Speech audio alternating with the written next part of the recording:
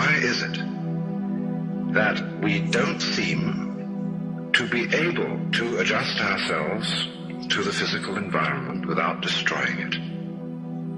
Why is it that in a way this culture represents in a unique fashion the law of diminishing returns, that our success is a failure, that we are building up, in other words, an enormous technological civilization which seems to promise the fulfillment of every wish almost at the touch of a button. And yet, as in so many fairy tales, when the wishes finally materialize, they're like fairy gold. They're not really material at all.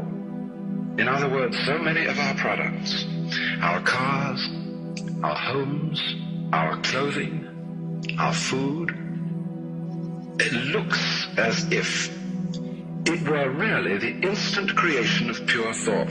That is to say, it is thoroughly insubstantial, lacking in what the connoisseur of wine calls body. And in so many other ways, the riches that we produce are ephemeral. And as a result of that, we're frustrated. We're terribly frustrated.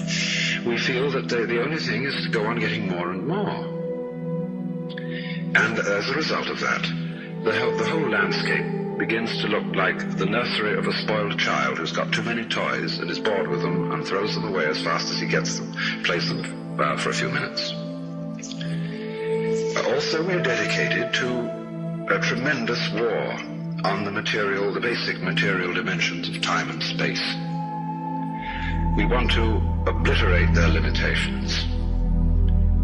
We want to get everything done as fast as possible. We want to convert the rhythms and the skills of work into cash, which indeed you can buy something with, but you can't eat it.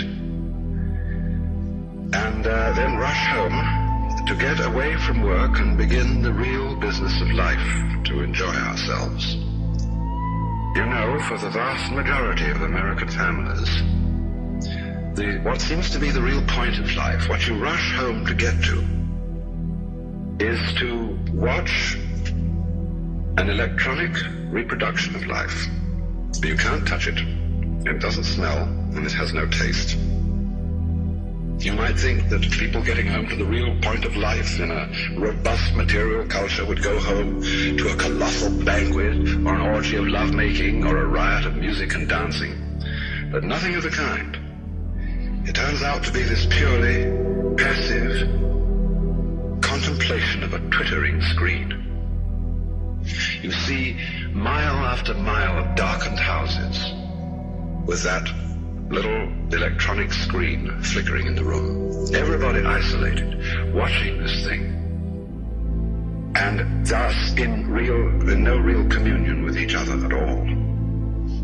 And this isolation of people into a private world of their own is really the creation of a mindless crowd.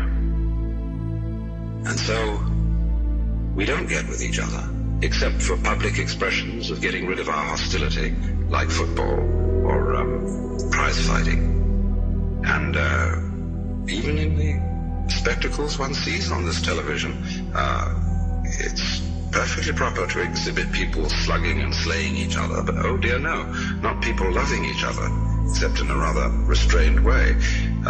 One can only draw the conclusion that the assumption underlying this is that expressions of physical love are far more dangerous than expressions of physical hatred. And it seems to me that a culture that has that sort of assumption is basically crazy and devoted, unintentionally indeed, but nevertheless in fact devoted, not to survival, but to the actual destruction of life.